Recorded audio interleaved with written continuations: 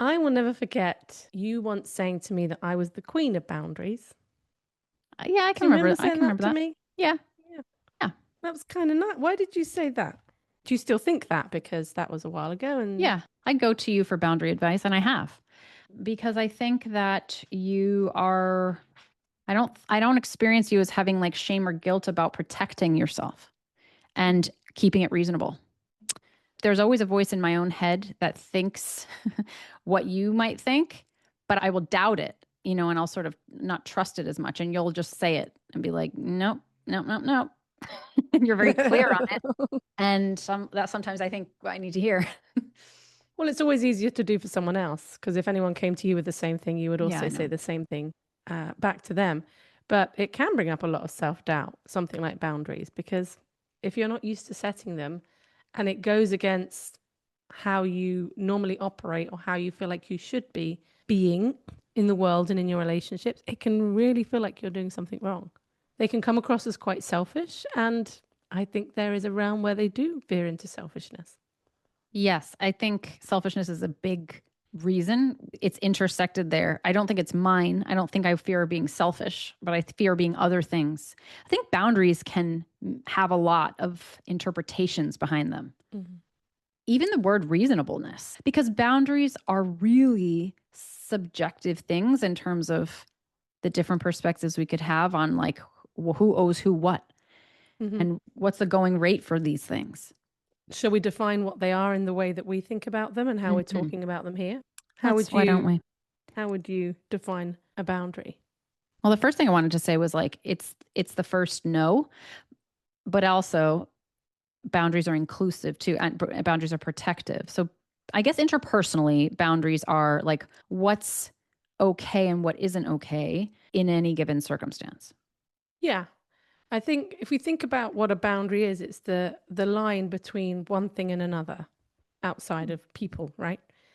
And when we're drawing that boundary, we're sort of going, okay, there's this boundary here. I'm on this side, you're on that side. I'm going to acknowledge there's this boundary between us. And this is what I need in order to protect either our relationship, myself, or even potentially the other person. Mm-hmm. I think of boundaries as protection. You think of a boundary of a city, particularly in the old days, that would have been the protection. Those walls would have been protective, but that there's movement with inside boundaries. But in that way, they can sound pretty fixed. But I think with people, they are, of course, They are not. fixed. They're No, not right. not Okay. so much. I Yeah. mean, sometimes there can be a really hard boundary. You can have fixed boundaries, but I think the times when there's more confusion and guilt and all of that tends to be when the boundaries, it's not as clear cut Yeah. where they might be. Because you might have a boundary of fidelity in your relationship that is just a clear black and white boundary. Yeah, I also think it's interesting to think about boundaries as like, are we seeing them as keeping something out or as protecting something inside?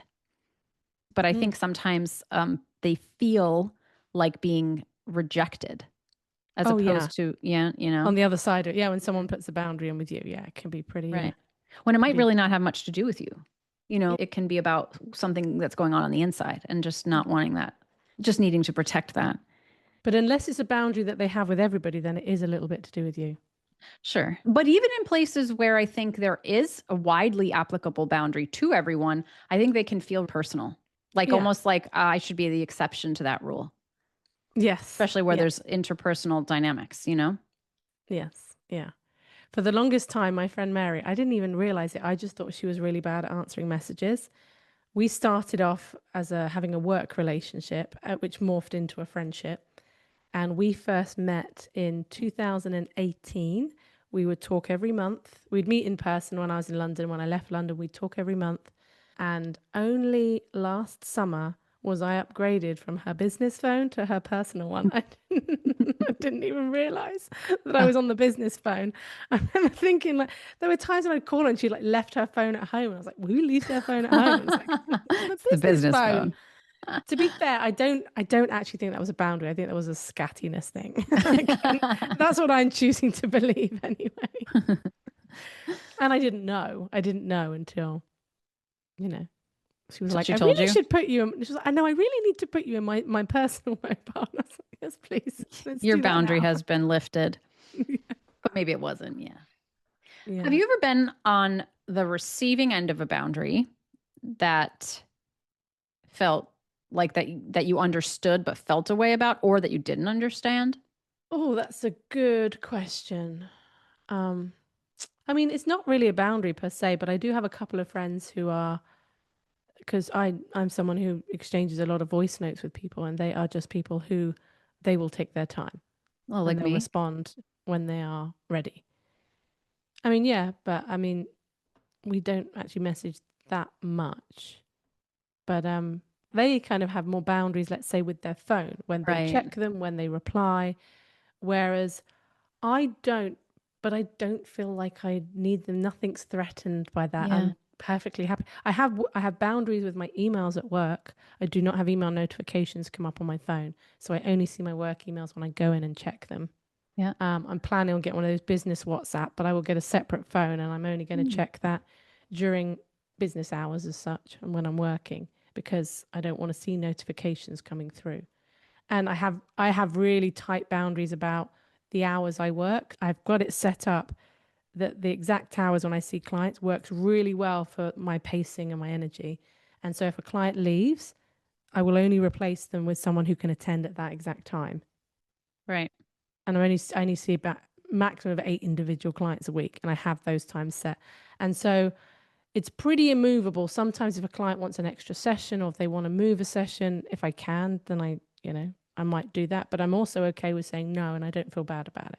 I can feel it in my body whether it feels like that feels okay. Had one recently where a client had asked for a session, wasn't due to have one, and I saw them on a day when I don't normally see clients, but it really felt okay. Yeah. If it hadn't felt okay, I'd have said no. So those things are like, there's almost like a part of it. I mean, obviously they intersect with other people, but there's a part of it that's like administrative, almost work boundaries. Hmm. What about if there is an interpersonal boundary Yeah. that somebody hasn't received well? How do you handle that if you feel like somebody is hurt or upset about a boundary you Hmm. set personally? I don't tend trying to think if there's time where I might feel I might feel for them because I appreciate how they might be feeling, but I don't feel particularly responsible. I don't think I take on that responsibility for that. And I can't start taking responsibility for how other people Yeah. feel. I remember once there was this was quite a few years ago now, there was a lady I met in London. I met her I can't remember what it was. Oh, I met her at book club and she was very sweet, but I found she was the kind of person that when I was around, I felt very exhausted by. And she wanted to message a lot and meet a lot and all of this. And I remember saying to her, I'm happy to meet sort of once every other month or something like that, but I don't have the space or inclination to meet more often than that. And yeah, she seemed, I That, think that bothered her. I could see that it bothered her. I mean, she didn't say it explicitly, but I guess to there, and this is the interesting, like where the wave and the push pull might be. My preference probably would have been to not see her again. And this, I think, is where it's like, where do we have that line between protecting ourselves and maybe what we might want or need versus it felt like an act of kindness. She wasn't someone who really had mm. many friends. I think she sort of struggled a bit socially as well. And so for me, it felt okay, but But you yeah. weren't And so, like seeking her? no, no, but neither would I have avoided her. So I was okay with that. But yeah, so there are times when I might be fairly comfortable with boundaries, but I'm also, there are times when I do things because I want to be kind or like maybe put someone else's needs first. And that annoys me. There are some people that I know who have, you might say that they're good at boundaries, but to me, they do seem rather selfish. Oh, I want to talk about both of those things, but I want to close the loop on something that when you were talking about the woman. Hmm.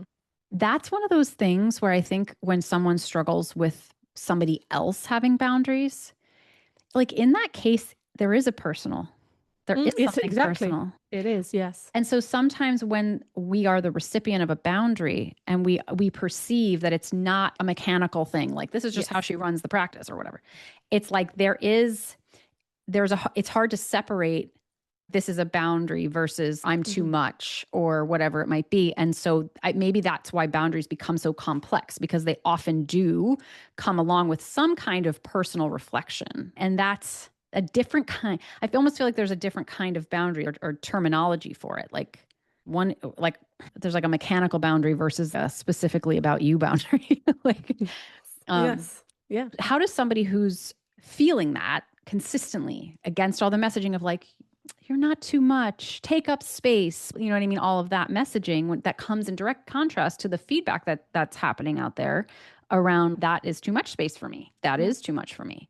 Yeah. I think it's going to feel uncomfortable, as the person who's putting the boundary in and knowing that somebody else is going to potentially be replaying a pattern that they've had.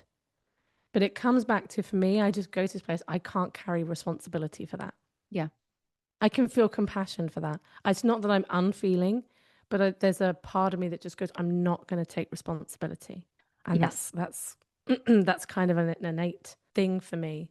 I do have a tricky one with somebody who, again, like whenever I speak to her, I just feel absolutely exhausted afterwards. We used to talk quite regularly. And then when I moved away and I came down here, it sort of all slowed down a bit. The last time I saw her, she came to visit. And I actually, I find her so difficult. I find her so difficult. I don't even want to, I don't even know how to get in. It actually like triggers old stuff in me. It triggered a lot of stuff about my mum and about all this, just the things she was talking about, not because she was relating to that. And she trod on my cat. What does that mean? She trod on my cat. Like stepped on her? Yeah. Oh, okay. It just popped into my head. Obviously, it was an accident. Obviously, I would hope. A different kind of boundary. Yeah. But she's someone who will say, "Oh, will you come and visit? Will you come and visit?" And I'm like, "No, I won't." Mm-hmm. Because there are other people that I am closer to that are higher up this list, if you see what I mean, in terms of people I care about, that I would visit first, and I'm probably not going to get to all of them. And so I just I haven't laid it as a boundary of like, no, I'm never going to come and see you. But each Yeah. time she asks, I just say no. I think maybe this piece of the conversation is like sometimes a boundary is a rejection. Hmm. And yeah, that can be a hard Yeah, thing to cope with. exactly. Mm-hmm. Exactly that. Yeah, it can just feel like a no. Yeah. Well, it is a no. It's a Mm-hmm. way of saying no. I don't know that I've seen that named. Um, that doesn't mean it's not been. But you were going to go somewhere else. You were talking about doing something for others, putting others Yes. first. Well, because you and I spoke about this, but because there's the people pleasing element. So people pleasers are the people that need boundaries more than anybody and the Yeah. people that struggle the most to put them into practice. And I'm sure we've probably got quite a few of those listening here. When I was supposed to go to Becca's hen do, as you know, we were talking about it in the lead up to it, and I was feeling exhausted, hadn't been feeling well, but I'd missed her engagement party as well. And for me, even though it was going to be a trek, even though I was feeling like crap, even though I wasn't really going to know anyone, it was really important for me to go. And the number of people, because I remember saying this to you at the time, that were saying, well, what would it be like? One of my friends, actually, one of my therapist friends, what would it be like to, make a choice that honors what you need? As if it was about, oh, I can't somehow prioritize my own needs. It was like, no, there was another value here about showing up for somebody that felt really important, that I was going to really push myself physically, potentially, a bit of a consequence to myself to do. That wasn't people pleasy. That wasn't because, oh no, what will she think of me? Yeah, I didn't want to let her down.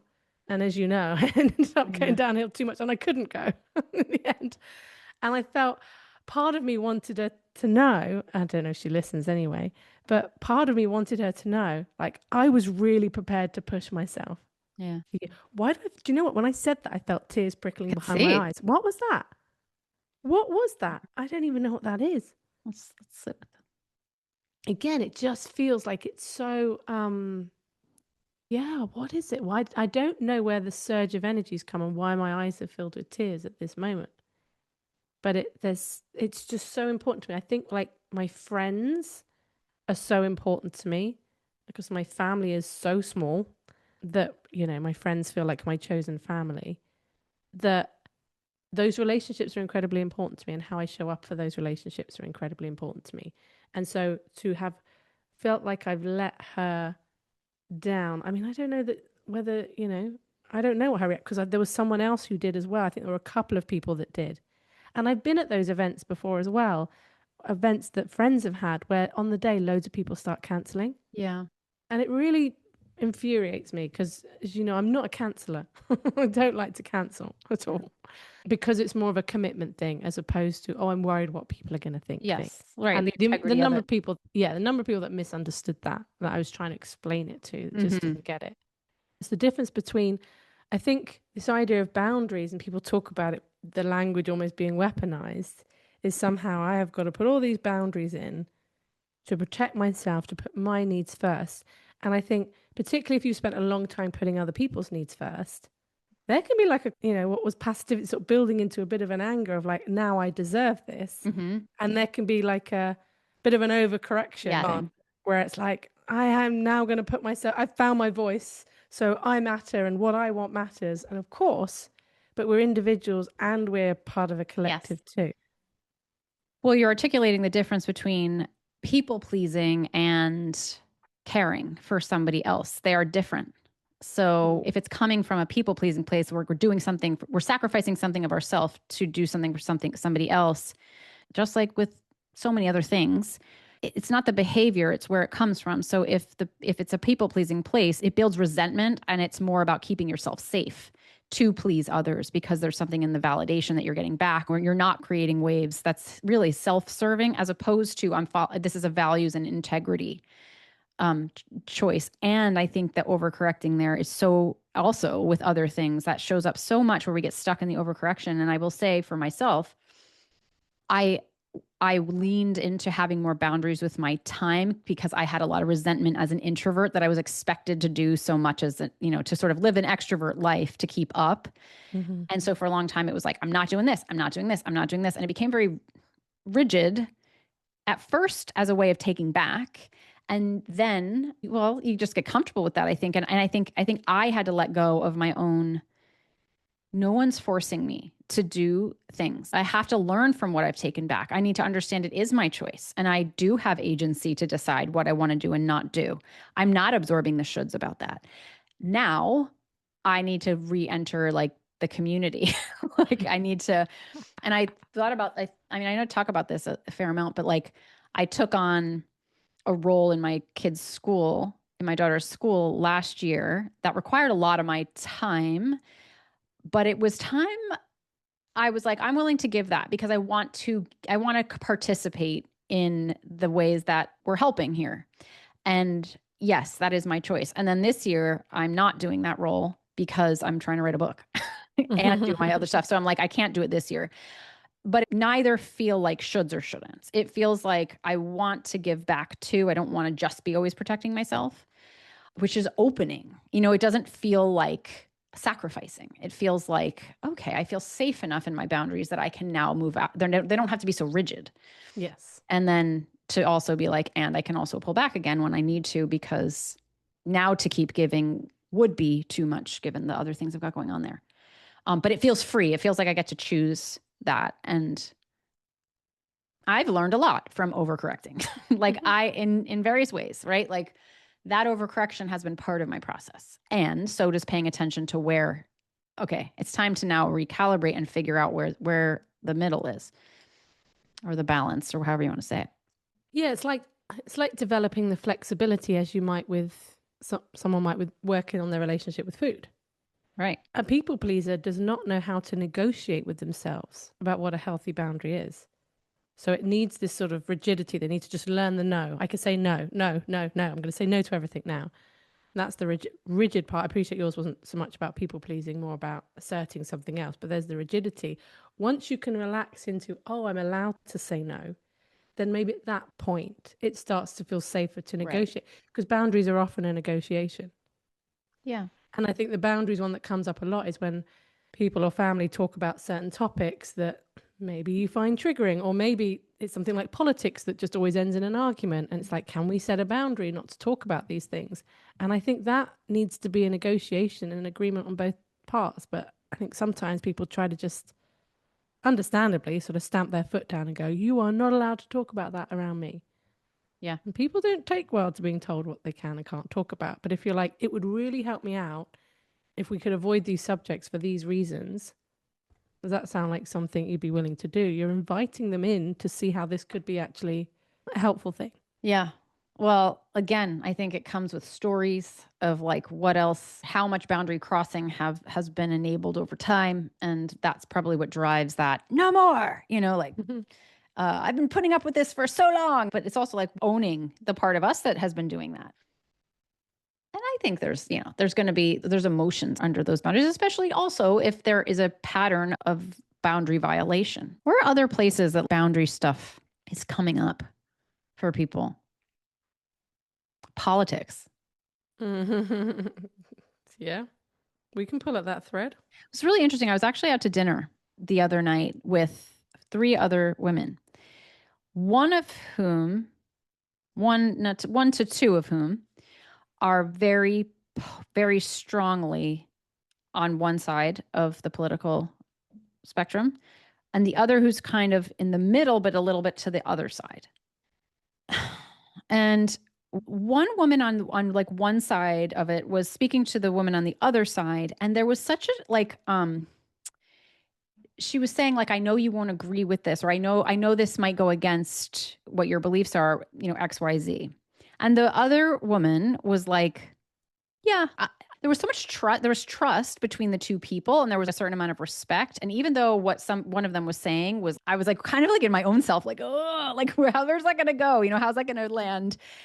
It didn't go like how sometimes you could see in body language or someone's like, but there wasn't. It was a conversation. It was, I can see what you're saying. And yeah, I don't agree with that. But also like, we can keep moving in this conversation. And neither party had what's felt like energy behind it of their own anger or resentment. And I think it's because they both felt confident in their own positions and didn't feel threatened by the other. It was very much like, oh, you can have your beliefs and I'm going to have mine. And I respect that not all conversations can look like that. And also, I think maybe going deeper into those conversations might bring other things up. But the security in one's own self has a lot to do with how we're able to tolerate things. And not being able to tolerate those things can bring up a rigidity of boundaries. Well, the safer we feel with a person, the less we need any kind of overt boundaries there. If I think about the people who I'm closest to in my life, there's never been any assertion of boundaries.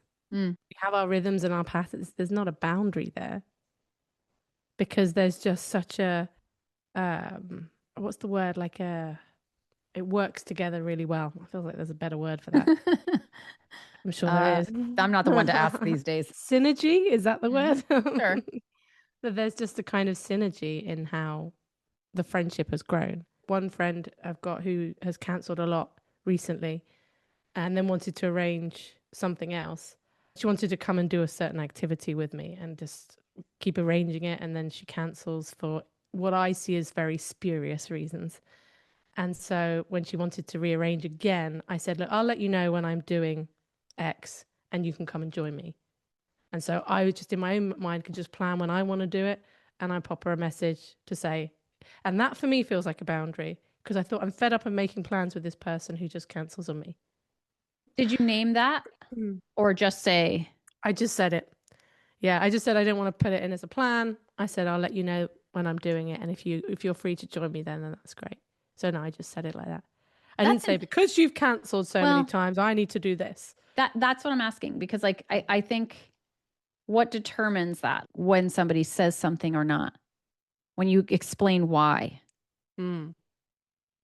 I had a similar situation where I was slated to be on somebody's podcast twice. And this was when my schedule was really, really full. And I, blocked out the time. And both times within the hour, she was like, oh, I can't. I can't. And then she was like, here's my calendar again. Here's my calendar again. And the first time I did it, because I was like, okay, these things happen. And then the second time, I just didn't. I didn't reschedule. And I didn't say it, and I still think like, should I have? But I didn't explain like, I don't want to, I just didn't. Yeah.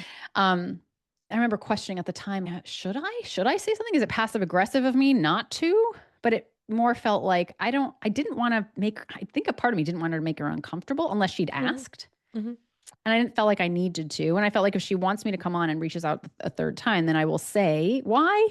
And I will also make clear, like, I will do this, but it was canceled twice. But in the meantime, I felt like maybe we just don't. I didn't say why. I think maybe at a different time, I might have. I might have felt like I needed to explain it, or I might have felt like I wanted to explain it. I would have felt like, hey, I wanted you to know that I feel put out by that. The action is the boundary.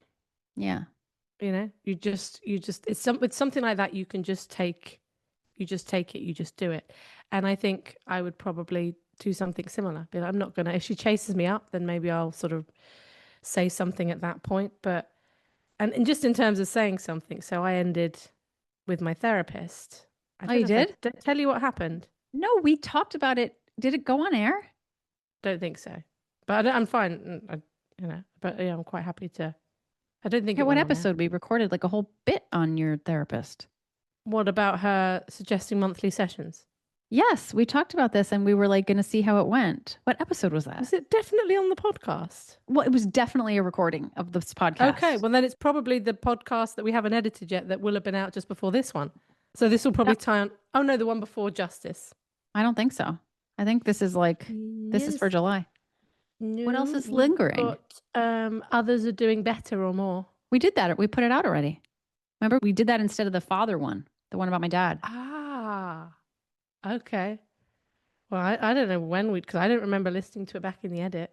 I don't either, but I know we did it. Maybe it was one of the ones that didn't get on. But we talked about it, and you were in a place with it. You were processing it. Yeah. Consistency, maybe. We didn't air that. Oh, okay. So just to catch people up to speed. Oh gosh. So I started with a new therapist. On the end of our first session, she said, "So you probably don't need weekly. Do you want to come fortnightly or monthly?" And I said, "No, I think I'd like weekly," which was just a bit strange, but not a problem. And then the first 3 sessions, she said about how nervous she was at the beginning of the session, and we talked about that.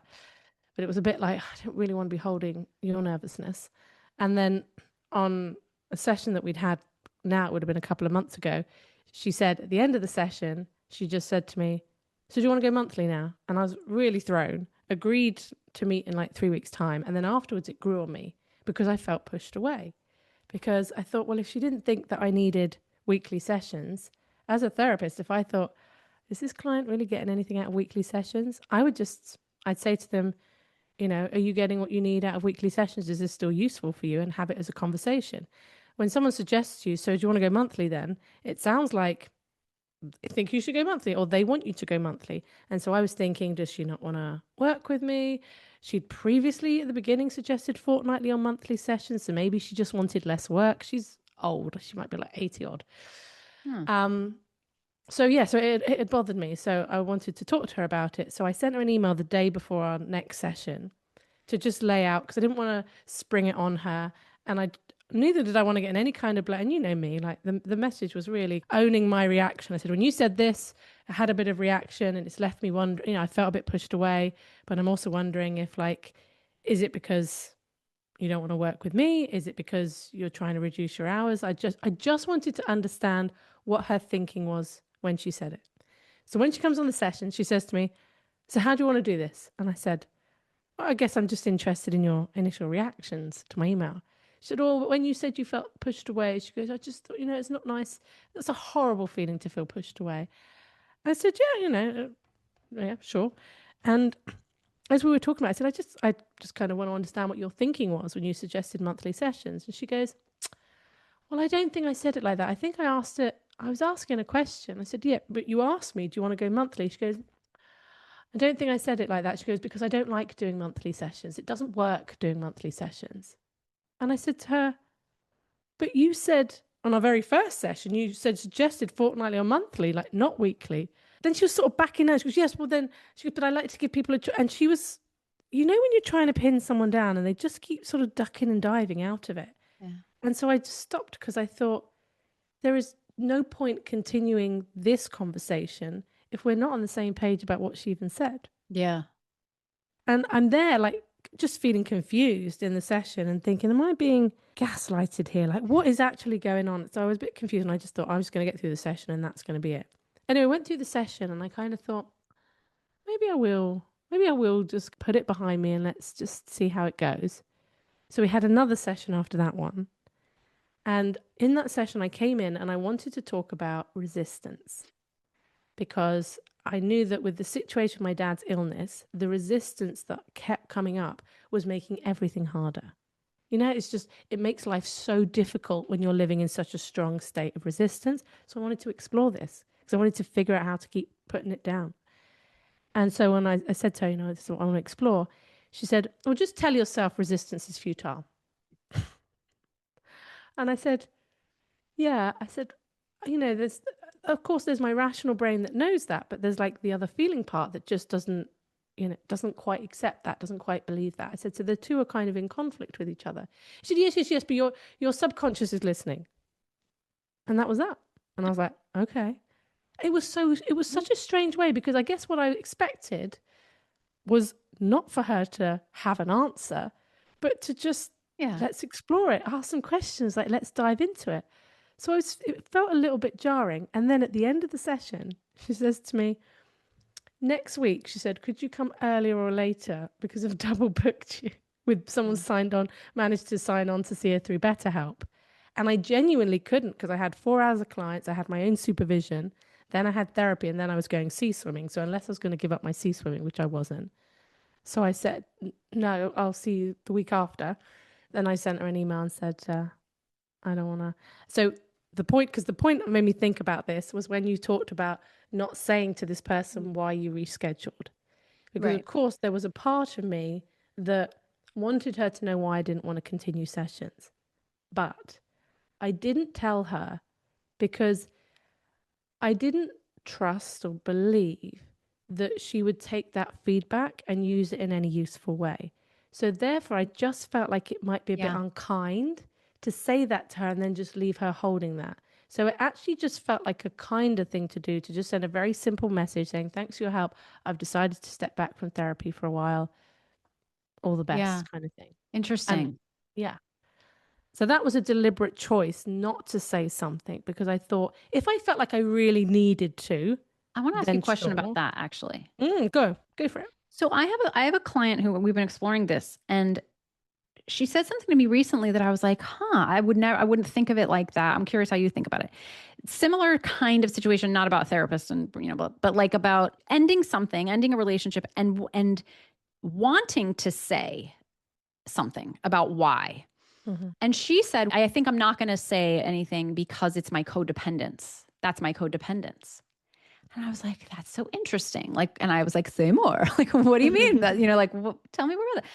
Is there something or can it be about codependence to need to, or to have that instinct to, because I feel like sometimes I feel like that. I feel like I have this instinct to explain or to say or to make somebody know. It's like with my dad, that actually maybe that is because in another place I can be like, I'm just let that go. I don't need to. But with my dad in particular, I want to say why. And is that need a codependence or an advocacy? If you have a pull to have that person know, even if they won't understand it productively, is that codependence? How is that codependence? That was my question. But her therapist had said that. I was thinking maybe it has to do with if you need that person to see something that you, even if they wouldn't, even if they won't, but there's that strong need there almost for their, I can see how there might be a codependence there. Codependence is a tricky one because there is a healthy codependence. We're all codependent in those really close relationships. Interdependence? Interdependence. Well, just... I need you to see me. I need you to validate me for me to be okay. Mm-hmm. That's codependence. And maybe is that what that can be sometimes? Well, if that person was saying, I need this response from them in order to be okay, they need to have this response, then maybe it could be a part of the codependence cycle. It also doesn't necessarily mean that that's the worst thing either. But if it's just a case of, I need to voice this, I do need them to know, I think it's muddying when there are codependent feelings in there, but I also think that can be a very natural thing when you're ending a Agree. relationship, even if you had a codependent relationship with them, for them to know that. I think if you have to have something in return to be okay, then that's different because there's Yeah. every chance she's not going to get what she needs anyway. So if she's happy to say it, regardless of what comes back, I don't think that that's really the act of Yeah. codependence there. That's what I thought too. I thought maybe the only place would be if it's unproductive to say it, but you need to say it. I Hmm. don't know. Either way, I still think there's multiple ways of interpreting it. It was just interesting. Mm. Even thinking about, we don't have to do this today, maybe do a separate topic on enmeshment and codependence, because that intersects with boundary stuff. Yes. But I don't think you or I have that. We don't. But I used to. I used to. I actually Okay. have had a codependent relationship before with a friend, with my best friend in high school before, because I was disorganized too. So Mhm. like I got my avoidance, but I also I've had anxious attachment too. Um, or disorganized. So I can speak a little to it. Yeah. Because I feel so differently now. Hmm. And Yeah. but at that time I couldn't understand boundaries as anything other than a rejection. Yes. Because enmeshment and codependence genuinely frightens me. Yeah. Like the thought of being caught in something like that will make me more on the hyper. Let's do one on hyper Sure. independence. And I've got a lot to say. Yeah, that would be an interesting conversation because I feel that way too now more. I would lean more avoidant now. But Yeah. then I didn't, but I also wouldn't have identified as codependent. Hmm. I wouldn't have said I was. Mm. Now I Yeah. get it. I get it now. You're so wise now. And that's not what I meant to say. Just I get it. I see. My soul has I see. learned the lesson. I'm so evolved now. Speaking of evolving on to the next thing, good chats. Oh. Bye. Okay, bye. Go do your next thing. I can't believe you haven't gone to pee yet. I don't even have to right now. Oh my goodness. I know I'm so evolved.